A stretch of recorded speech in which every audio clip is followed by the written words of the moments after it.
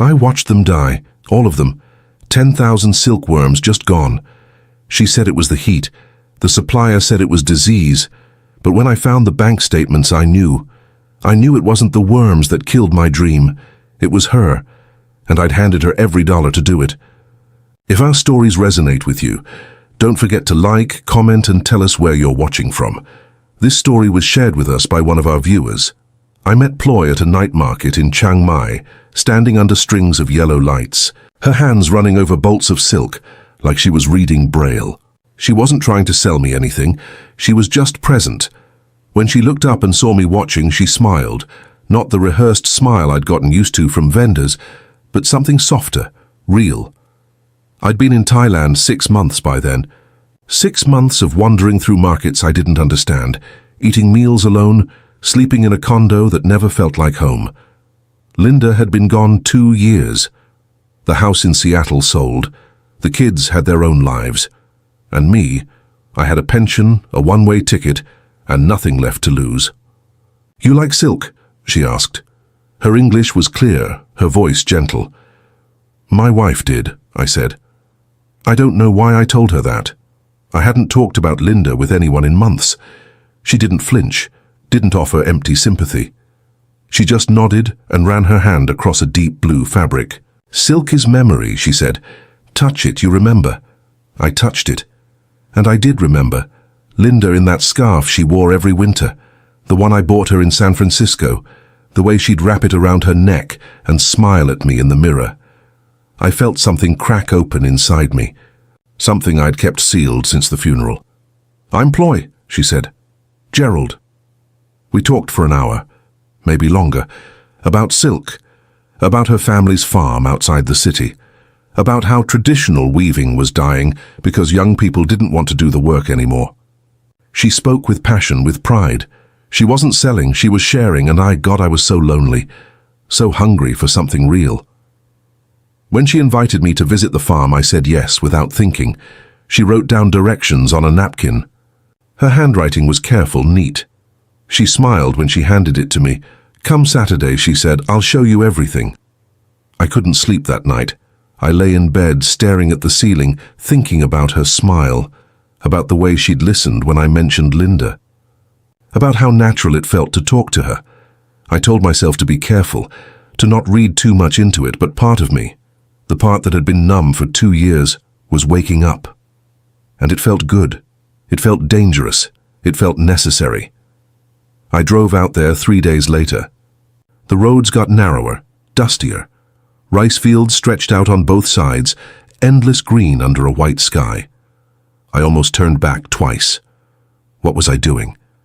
Chasing after a woman half my age because she'd been kind to me? But then I saw it. Bamboo. Frames under a tin roof. Rows of mulberry trees, trays stacked carefully in the shade. Ploy was waiting by the gate, wearing a simple cotton dress and a wide smile. "You came," she said. "I said I would." She walked me through the farm, showed me the mulberry leaves, glossy and green, the silkworms fat and slow on the trays, the cocoons drying in the sun like tiny golden pearls. Her father, Somchai, came out from the house. He was older than me, weathered, hands rough from decades of work. He didn't speak much English, but he shook my hand hard and smiled, nodded. Her mother brought out tea, sweet, iced, perfect in the heat. They didn't speak to me, but they didn't have to. I felt something I hadn't felt since I left Seattle. I felt welcomed, like I wasn't just a foreigner with money, like I belonged. Ploy's younger brother, Narong, appeared from behind the house. He was thin, quiet, maybe late 20s. He nodded at me but didn't come closer, just watched from a distance, arms crossed, face unreadable. I didn't think much of it then. I was too focused on Ploy. On the way, she moved through the farm like it was sacred ground. On the way, she spoke about silk like it was poetry. "This farm, my grandfather built it," she said, running her hand along one of the bamboo frames. "My father kept it going, but now—" She paused, looked down. "It's hard. The market is bad. We had a bad crop last year. No money for new stock, no money to repair things. I saw it then, the cracked bamboo frames, the worn netting, the mulberry trees that looked tired, branches sparse. And I saw something else too, an opportunity. I'd spent 30 years in textiles, importing, sourcing, connecting suppliers to buyers in the Pacific Northwest. I knew this world. I had savings I wasn't using. I had time. I had experience. And standing there, watching Ploy's quiet sadness, I felt something I thought I'd lost forever. Purpose. What if I helped? I said. She looked at me, surprised. Helped? I know textiles. I have contacts in the States. Maybe we could... I stopped, smiled. Maybe we could build something. Together. Her eyes filled with tears. She shook her head. No, I can't ask you. You're not asking, I'm offering. She looked at her father, said something in Thai. He looked at me, then back at her and shrugged. Narong turned and walked away. Ploy wiped her eyes and smiled. You're serious? I'm serious.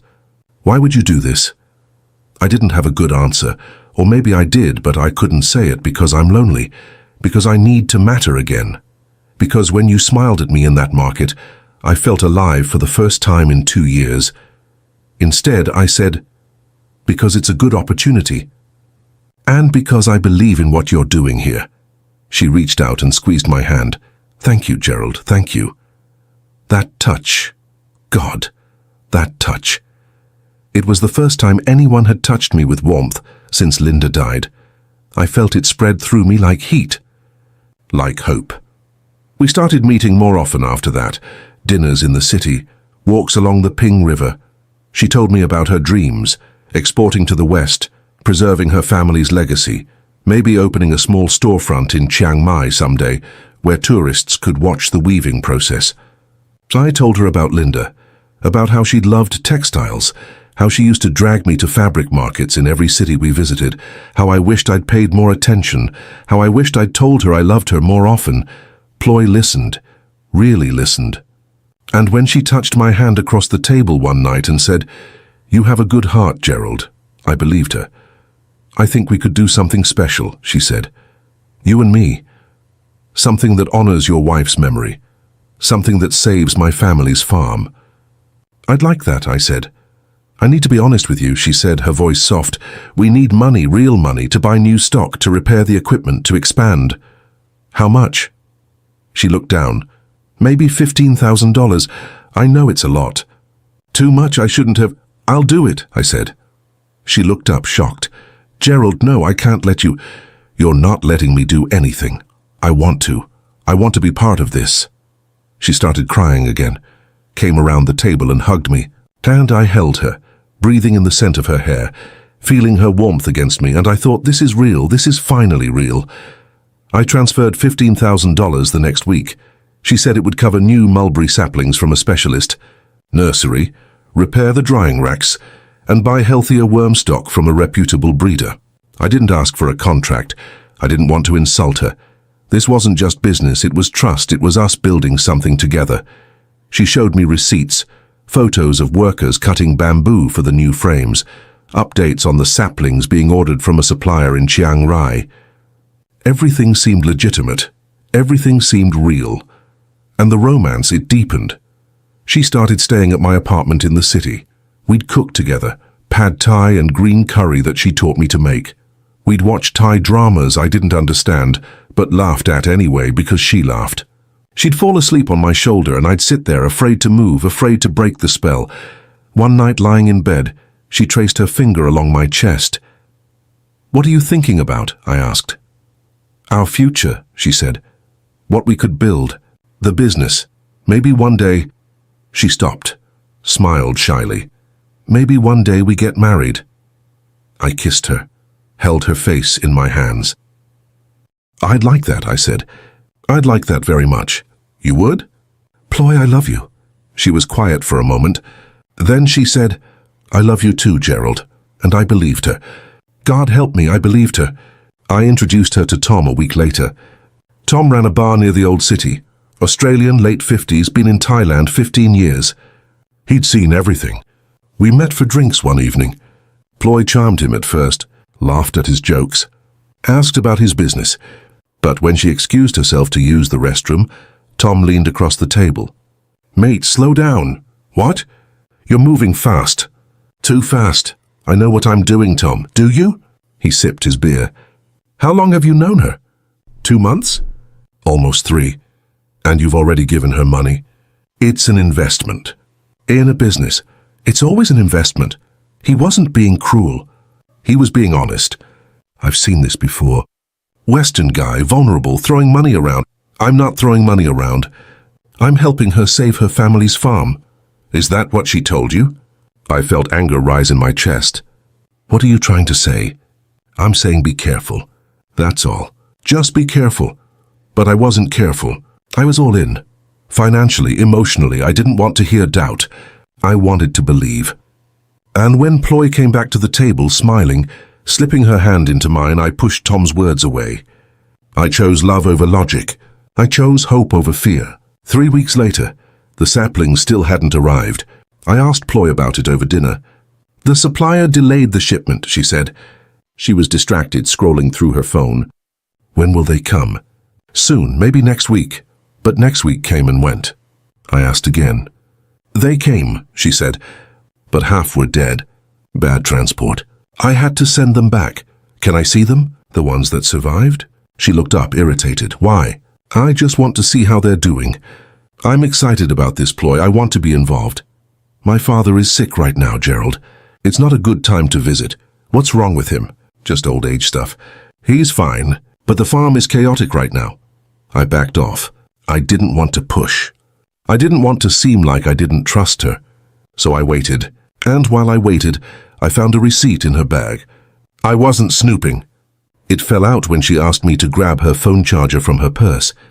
18,000 baht for a handbag. Luxury brand. I stared at it. What's this? I asked, holding it up. She glanced over. Oh, that, I bought it for my mother. For her birthday. 18,000 baht. She's my mother, Gerald. Her voice was sharp now. I wanted to give her something nice. Is that okay? Are you going to police how I spend my money now? I felt ashamed. Like I was being petty, controlling. Of course not. I'm sorry. I didn't mean... It's fine. She kissed my cheek, smiled. And just like that, the tension dissolved. I told myself I was being paranoid. That this was normal.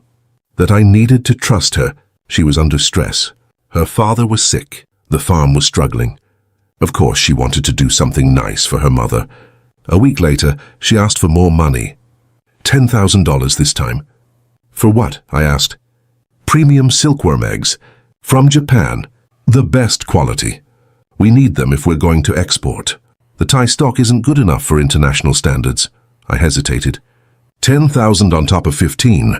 That was 25,000 total. More than I'd planned to invest. Gerald, she took my hands, looked into my eyes. Do you trust me? Yes, then trust me. This is the last big expense. After this, we're set. After this, we start producing export quality silk and the money comes back. I promise.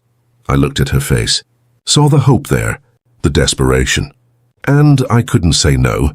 Okay, I said. I'll transfer it tomorrow. She threw her arms around me. Thank you. Thank you. I won't let you down. I transferred the money the next day. I wanted to believe her. I needed to believe her. Because if I didn't, if I admitted that maybe Tom was right, maybe I was being used, then I had to face the truth. That I was alone. That I'd been alone since Linda died. And that scared me more than losing money. 2 weeks later, I drove to the farm unannounced. I wanted to surprise Ploy, bring her lunch. See the progress on the new stock. When I arrived, Somchai was there, working on one of the frames. He looked up, saw me, and his face went blank. Not angry. Just blank. Sawadi crap, I said, pressing my palms together. He nodded, didn't smile. Went back to work. Is Ploy here? I asked. He shook his head. Where is she? He shrugged. Said something in Thai I didn't understand. I walked around the farm. It looked the same. Exactly the same. No new saplings. No new frames. No sign of the $25,000 I'd sent over the past 2 months. I felt my stomach drop. Narong appeared from the house. He looked at me and I saw something in his eyes. Pity. He walked over slowly. Where's Ploy? I asked. Chiang Mai. When will she be back? He was quiet for a moment. Then he said, you should go home. What? You should go home, Mr. Gerald. His English was better than I'd thought. This, he gestured at the farm. This is not good for you. What are you talking about? He looked at his father, then back at me. I can't say. But you should go home. I felt cold. No wrong. If something's wrong, I need to know. He shook his head, walked away, left me standing there in the dust, surrounded by the same broken frames, the same tired trees, the same silence. I called Ploy. She didn't answer. I called again and again. Finally, she picked up. What, Gerald? I'm at the farm. Silence. Ploy, why are you there? I wanted to see you, see the progress. I told you my father was sick. I told you it wasn't a good time. Your father is fine. He's here working. More silence. Ploy, where's the new stock? Where are the saplings? They're coming, Gerald. I told you. When? Soon. That's not an answer. That's the only answer I have. Her voice was cold now. I have to go, she hung up. I stood there, phone in my hand, feeling the ground shift beneath me. Something was wrong. Something was very wrong. But I didn't leave. I couldn't. I'd put too much in. Too much money, too much hope, too much of myself. So I ignored the doubt. I ignored Narong's warning. I ignored the empty farm. I chose to believe. Because the alternative, admitting I'd been a fool, was too painful. 2 months later, Ploy had a new plan.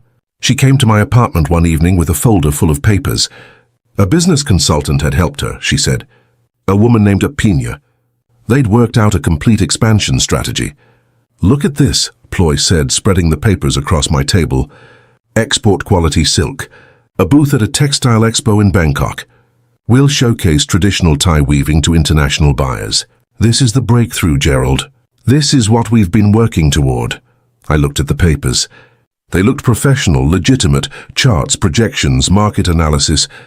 How much? I asked. She bit her lip. $25,000. I felt dizzy. Ploy, I've already given you... I know. But this is different. This is the real investment. Everything before was just preparation. This is the moment. After this, we're profitable. After this, everything makes sense. I wanted to say no. I wanted to ask hard questions. But then she started crying. I can't do this without you, she said. My family can't do this without you. You're the only person who's ever believed in us. Please, Gerald, please, one more time. I should have walked away. I should have said no. But I couldn't bear to see her cry. Couldn't bear to let her down. Let me meet this consultant, I said. Apina. I want to talk to her first. Of course, yes, I'll set it up. 2 days later, we met Apina at a cafe downtown. She was polished, professional, 40s maybe. Wore a blazer, carried a briefcase. She shook my hand firmly. Mr. Thompson, it's a pleasure. Ploy has told me so much about you. She has. Yes, your background in textiles. Your vision for this partnership. I think you're sitting on something very valuable. She opened her briefcase, showed me more charts, more projections. Used words like market penetration and supply chain optimization and vertical integration. She sounded like she knew what she was talking about. This is a solid opportunity, Mr. Thompson, Apina said. I've reviewed the numbers thoroughly. The textile market is growing. Thai silk is in demand globally. You're positioned perfectly. With the right capital injection, you'll see returns within 18 months. I felt relief wash over me. Validation. If a professional was saying this, then I wasn't crazy. I wasn't being scammed. I was making a smart investment. What about the previous investments? I asked. The saplings, the new stock. Ploy jumped in. Those are in process. The supplier had delays, but everything's on track now. This new investment is separate. It's for the expo, for marketing, for scaling. Apina nodded. Exactly. Think of it as phase 2. I looked at the contract she slid across the table. It had both their names on it. Official stamps. Legal language. I'll co-sign, Apina said. That way you have security. Multiple parties invested. That sealed it for me. If she was willing to put her name on it, it must be real. I transferred $25,000 that week. Ploy was ecstatic. She kissed me, told me she loved me. We went out to celebrate at an expensive restaurant she chose. She ordered champagne. We toasted to our future. We're going to be so happy, Gerald, she said, her eyes bright. You and me, forever. I believed her. For one perfect, fragile moment, I believed her. The next 2 weeks were good. Ploy was attentive, affectionate. She talked about the expo constantly, about the booth design, the samples they'd prepare, the buyers who'd already expressed interest. I felt excited, hopeful, like everything was finally coming together. Then Apinia's phone was disconnected. I called 3 times, straight to a message saying the number was no longer in service. I called Ploy. She's traveling, Ploy said. Traveling where? I don't know. She didn't say. Ploy, she has our contract. She has... Gerald, stop worrying. She does this. She travels for work. She'll be back. When? I don't know, soon. But soon never came. I tried calling again. Nothing. I went to the address on the contract, a serviced office building. The receptionist had never heard of Apinia, had no record of her. I felt panic rising in my chest. I drove to the farm again, unannounced, desperate. Somchai was there, sitting under a tree. When he saw me, he stood up slowly, looked at me with something like sadness. I asked where Ploy was. He didn't answer, just shook his head and walked into the house. The farm looked the same, still the same. No expansion, no new workers. No sign of the $50,000 I'd now poured into this dream. Narong came out. He looked at me for a long moment. I told you to go home, he said quietly. Narong, please. I need to understand what's happening. He looked away. My sister, she's not bad. He stopped, shook his head. You should go home, Mr. Gerald. There's nothing here for you. What do you mean? But he wouldn't say more. Just turned and left me standing there. I called Ploy 20 times that day. She finally answered around 10 p.m. What do you want, Gerald? I want answers. I want to know where the money went. It went into the business. What business? There's nothing there, Ploy, nothing. You don't understand how things work here. Then explain it to me. I don't have time for this. Make time. She was silent for a moment. Then she said, You're being paranoid and controlling. I don't like it. I've given you $50,000, and I've given you my time, my love, my family's trust. What more do you want? I didn't know what to say. I felt like I was losing my mind. Come over, I said, please. Let's talk in person. Fine, tomorrow. She hung up. She didn't come the next day, or the day after. She stopped answering my calls, stopped replying to my messages. I drove to her apartment, the one I'd helped her pay the deposit for, and the landlord said she'd moved out. Didn't leave a forwarding address. I felt something break inside me. Something fundamental. The realization I'd been running from for months came crashing down. She was gone. The money was gone. And I'd been blind the entire time. Then I got the call at 6 in the morning. Ploy was crying. Gerald, you need to come, now, please. What's wrong? The worms. They're dead. All of them. I drove to the farm in a daze. My hands were shaking on the wheel. When I got there, Ploy was standing by the worm trays, her face pale, her phone in her hand. I walked over, looked down. 10,000 silkworms, shriveled, grey, dead. The smell was sour, chemical, wrong. What happened? I whispered. Heat wave, she said, not looking at me. The temperature spiked overnight. The humidity dropped. I tried to save them, but she gestured helplessly. I knelt down, looked closer. The worms weren't just dead. They looked poisoned. Their bodies twisted, discolored. This doesn't look like heat damage, I said. What are you saying? I'm saying this looks deliberate. She glared at me. Deliberate? You think I killed them? I don't know what to think anymore. Somchai was there, standing at a distance. He wouldn't look at me. Narong was nowhere to be seen. And Ploy. She just stood there, staring at her phone. Not at the worms, not at me, at her phone. Ploy, this was our entire stock. I know. This was everything we were working toward. I know, Gerald. Her voice was ice now. What do you want me to say? It's not my fault. It's not anyone's fault. It's nature. It happens. This wasn't nature. Are you accusing me of something? I stood up, looked at her, really looked at her, and I saw a stranger. The warmth was gone. The softness, the love. There was nothing there but cold calculation. Where's Apinia? I asked. I don't know. Where's the money, Ploy? It's in the business. What business? There is no business. There's nothing here, nothing. She turned to face me fully. You think I took your money? I think you lied to me. She laughed. Actually laughed. I lied? About what? About all of it. The farm, the expansion, the expo, Apina, all of it. She stepped closer. Her eyes were hard. I didn't lie. I told you what we needed. You gave it willingly. You wanted to help. You wanted to feel important. Don't act like I forced you. I felt like I'd been punched in the stomach. Did you ever love me? I asked quietly. She looked at me for a long moment. Then she said, Does it matter? It matters to me, she sighed, looked away. I needed help, Gerald. My family needed help. You had money. You wanted someone to care about you. We both got something. That's not love. Maybe not. But it was something. What about the worms? What about this? She shrugged. Bad luck. Bad luck? Yes. I felt something die inside me. The last shred of hope. The last bit of belief. It was all gone. I called Tom. He drove out within the hour. He took one look at the trays. One look at Ploy standing there, arms crossed, face blank. He pulled me aside. This wasn't an accident, mate. I know. You need to walk away now. I know. But walking away was harder than I thought. Because walking away meant admitting I'd been a complete fool. That I'd thrown away $50,000. That I'd fallen for someone who never loved me. That I'd let loneliness and desperation make me stupid. Ploy left before I could say anything else. Got in her car and drove away. Didn't look back. Didn't say goodbye. Just gone.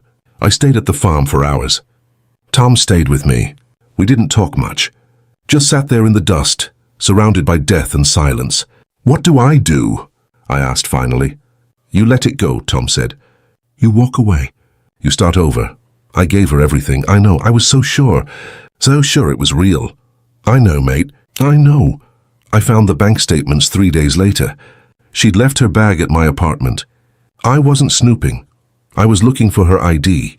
She'd texted saying her mother was sick, that she needed to go to the hospital, and I wanted to call and check. But inside, folded between receipts and makeup, were bank statements. Her bank statements, I unfolded them. Started reading. And my world ended. Transfers, dozens of them. My 15,000. My 10,000. My 25,000. All sent to accounts I'd never heard of. A condo purchase in Bangkok, $45,000. A car loan, $15,000. Monthly payments to someone named Crit, $2,000. $3,000 regular like clockwork. I sat on the floor of my apartment, stared at the papers. The sun came up. I didn't move. I couldn't move. I kept reading the same lines over and over, trying to make them say something different, but they didn't. They said exactly what I'd been afraid of. I'd been a fool. A complete pathetic fool. When Ploy came back to the apartment that evening, I was still sitting there. What are you doing? She asked. I held up the statements. Who's Crit? Her face went white. Then red, then hard. That's private. Who is he, Ploy? It's none of your business. I gave you $50,000. It's my business. She walked over, snatched the papers from my hand. You gave it to me, Gerald. Gave, you didn't loan it. You didn't invest it. You gave it because you wanted to feel important, because you wanted to play hero, because you needed someone to need you. Don't pretend this was about business. I felt tears in my eyes. I thought you loved me. You thought what you wanted to think. Did you ever care about me at all? She looked at me for a long time. Her face softened slightly. I needed security. I needed help. My family needed help. You had money. You were kind. It wasn't all fake, Gerald. Some of it was real. Some of it. Yes, some of it. What about Crit? She looked away. He's someone from before. Someone I couldn't leave. A boyfriend. Yes. And the condo. The car. I needed somewhere to live. She stopped, looked at me with something like guilt. I'm sorry it had to be like this, Gerald. I really am. But you should have known better. You should have been more careful. I trusted you. That was your mistake. She grabbed her bag, walked to the door. Stopped with her hand on the handle. For what it's worth, she said quietly. I did like you. You were nice to me. Kinder than most. But nice doesn't pay bills. Nice doesn't save farms. Nice doesn't build futures. So you used me. We used each other. She opened the door. Goodbye, Gerald. And then she was gone. I didn't file a police report. I didn't call a lawyer. I didn't chase her or threaten her or try to get my money back. What would I say? That I was a 67-year-old widower who fell in love with a woman half my age and gave her my savings. That I ignored every warning sign because I was desperate to feel loved. That I confused kindness with romance and loneliness with connection. I couldn't face it. I couldn't face the shame. I just left. Packed up my apartment. Sold most of my things. Moved to a smaller town 2 hours south, where no one knew my name or my mistakes. I found a cheap room above a noodle shop. Started over again. Tom called me once a week, sometimes twice. He never said, "I told you so." Never made me feel worse than I already felt. He just listened. Let me talk. Let me rage and cry and sit in silence when I had no words left. You'll get through this, he said one night. Will I? You will. Because you're still here. You're still breathing. I don't feel like I am. I know, but you are. I visited the farm one last time, a month after everything fell apart. It was abandoned. The trays were gone. The frames collapsed. The mulberry trees looked wild, untended, dying. Somchai was sitting on the porch of the house. When he saw me, he stood up slowly. I walked over. We looked at each other for a long moment. "I'm sorry," he said in broken English. I didn't know. She didn't tell me. I believed him. I saw it in his eyes. He'd been used too, just in a different way. "It's okay," I said. He shook his head. "Not okay. You good man. You try to help. I was a fool. No, you have good heart. That's not fool. I signed the land lease back to him. It was never mine anyway. I'd just been renting space in someone else's dream." Somchai tried to refuse, but I insisted. It was the least I could do. The only thing I could do to make any of this right. I wrote a letter to Linda that night. Told her I was sorry. Sorry for losing myself. Sorry for dishonoring her memory by falling for someone who didn't love me. Sorry for being so desperate to matter that I stopped seeing clearly. Sorry for everything. I didn't send it. I just folded it up and put it in a drawer next to her photo. Maybe someday I'd be ready to let it go, but not yet. I started attending a small expat support group in the new town. Men like me, divorced, widowed, lost. We met every Thursday evening in a community center, drank instant coffee, sat in a circle on plastic chairs. Nobody asked questions. Nobody judged. We just existed together. Sometimes someone would share. Sometimes we'd just sit in silence. It helped, not much, but enough. One man, David, was from Manchester. Lost his wife to cancer 3 years ago. Came to Thailand to escape the memories. Met a woman. Gave her £20,000. She disappeared. Another man, Frank, from California. Retired teacher. Fell in love with a bar girl. Bought her a house. Found out she had 3 other foreign boyfriends doing the same thing. We were all the same. All carrying the same shame. All trying to figure out how to forgive ourselves.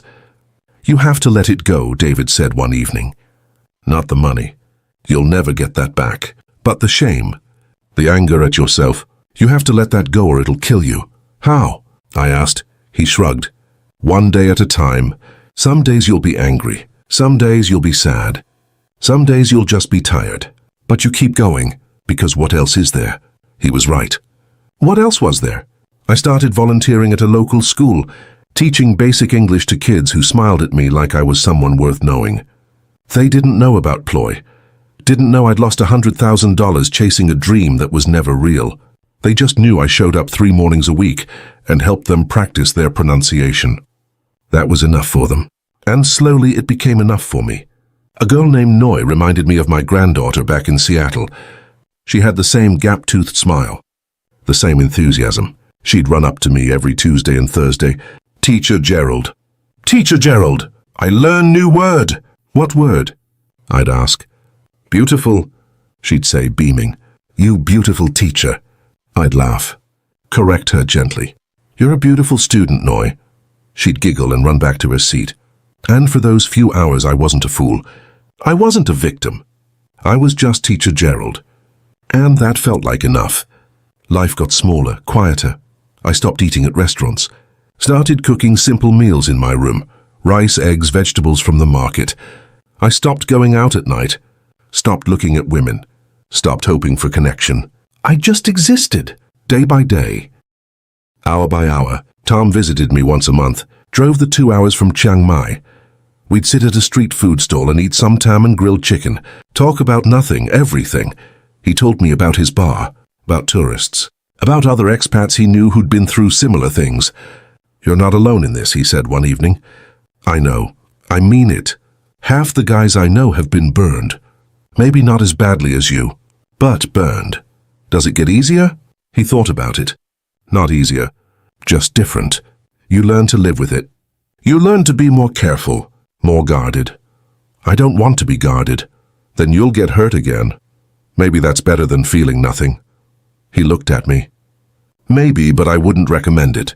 I saw Ploy one more time, 6 months after everything fell apart. I was sitting in a cafe in Chiang Mai, just passing through to renew my visa. And there she was, at a table by the window, with a man, Western, older than me, grey hair, kind eyes, expensive watch. She was laughing, touching his arm, leaning in close, showing him photos on her phone, the same way she'd shown me photos of the farm, of her family, of our future together. He was listening intently, nodding, smiling, believing every word. I watched for a moment, and I didn't feel rage. I didn't feel betrayed. I just felt sad. Sad for him. Sad for me. Sad that some of us come to places like this, looking for something real, looking for connection, for purpose, for love. And some people know exactly how to sell us that dream. They know what we need, what we're missing, what we're running from, and they know exactly how to make us believe it's real. Until it isn't, I wanted to walk over, to warn him, to tell him to be careful, to ask questions, to not believe everything she says. But what would that accomplish? He'd look at me like I was a bitter old man, jealous, crazy. He'd believe her over me, because that's what I would have done 6 months ago. That's what we all do when we're desperate enough. So I finished my coffee, left money on the table, walked out into the bright afternoon sun. I didn't look back. I didn't need to. I already knew how that story ended. I'm still here, in Thailand, in a small town where nobody knows my name or my mistakes. I wake up early, make instant coffee on the hot plate in my room, sit on the balcony and watch the street wake up, the monks walking by in their orange robes, the vendors setting up their carts, the children in their school uniforms, laughing and shoving each other. I teach English 3 days a week. The kids call me Teacher Gerald. They bring me drawings, pictures of their families, their pets, their dreams. Noi drew me a picture of a butterfly last week, said it was for me because I was kind. I hung it on my wall. It's the only decoration I have. Some days I'm angry. Angry at Ploy for lying, angry at Apina for helping her, angry at myself for being so blind. I replay every conversation, every red flag I ignored, every warning I dismissed. I see it all so clearly now. The way she tested me with small requests before asking for big amounts, the way she'd cry when I questioned her, the way she'd pull away when I asked to visit the farm. It was all there. I just didn't want to see it. Other days I'm just tired. Tired of thinking about it, tired of carrying it, tired of waking up and remembering what I lost. Not just the money, the dream, the belief that I could matter again, that I could build something meaningful, that I could love and be loved in return. But most days I'm just here, present, breathing, teaching English, eating street food, watching the sun set over the mountains. It's not the life I imagined when I retired. It's not the second act I wanted, but it's mine, and maybe that's enough. I think about Linda a lot, about what she'd say if she knew. Maybe she'd be disappointed. Maybe she'd understand. Maybe she'd just hold my hand and tell me it's okay to be human, to make mistakes, to try again even when it hurts. I like to think she'd understand. That she'd see I was just trying to find meaning again, trying to honor her memory by building something beautiful. I failed, but at least I tried. I don't know if I'll ever trust someone again. I don't know if I'll ever open my heart like that. The thought of it terrifies me. The thought of being that vulnerable, that exposed, that foolish. But I also know I can't live behind walls forever. I can't spend the rest of my life alone, afraid to feel anything. So I'm learning to forgive myself, learning to let go of the shame, learning to see what happened not as a failure but as a lesson. An expensive, painful, soul-crushing lesson, but a lesson nonetheless. I sit by the river sometimes. There's a spot under a mango tree where I go when the memories get too heavy. I watch the current, the way it moves past without stopping, without holding on to anything. Just flowing, always flowing. I want to be like that, to let the past flow by, to stop holding on to the pain. I think about all the things I'd do differently, all the red flags I'd see, all the questions I'd ask, all the ways I'd protect myself. But I also think about the moments that felt real, the smile under the yellow lights at the night market, the tea on the farm, the way she said my name, the feeling of her hand in mine. Were those lies too? Or were they just moments, brief, fleeting, human moments that I held onto too tightly, that I built into something they were never meant to be? I don't have the answer. Maybe there isn't one. Maybe it was all real and all fake at the same time. Maybe she did care about me, just not enough. Just not in the way I needed. Just not in a way that could survive reality. All I know is this. I came to Thailand looking for peace. I found chaos. I came looking for purpose. I found loss. But I also found something I didn't expect. I found the truth about myself. About how much I was willing to give. About how badly I wanted to matter. About how easy it is to confuse loneliness with love. About how desperation can make us blind to things we'd normally see.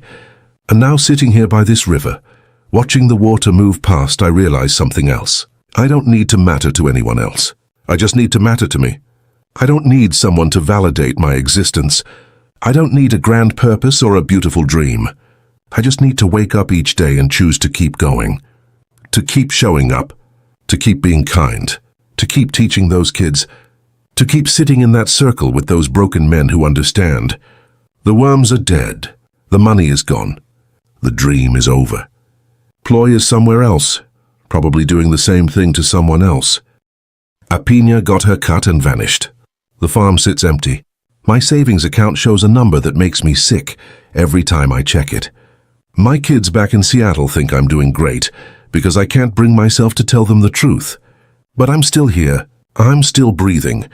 I'm still waking up each morning and choosing not to give up. That has to count for something. It has to mean something. Some days I wonder if I'll ever really let go, if I'll ever stop feeling the sting of betrayal when I think about her smile.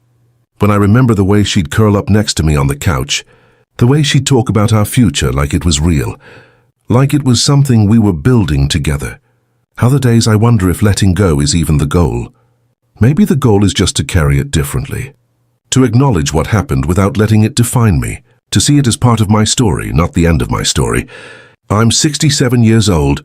I have maybe 20 good years left if I'm lucky. Maybe less. I can spend those years being angry, being bitter, being afraid, or I can spend them being present. Being grateful for what I still have. Being open to small joys. A child's drawing a sunset. A bowl of good noodles. A conversation with Tom. A quiet morning watching the monks walk by. I choose the latter. Not because I'm healed, not because I've forgiven or forgotten, but because the alternative is worse. The alternative is dying while I'm still alive. And I've already spent too much time doing that. So I keep going.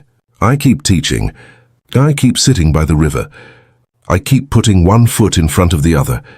Some days are harder than others. Some days I wake up and the weight of it all feels unbearable. But I get up anyway. I make my coffee.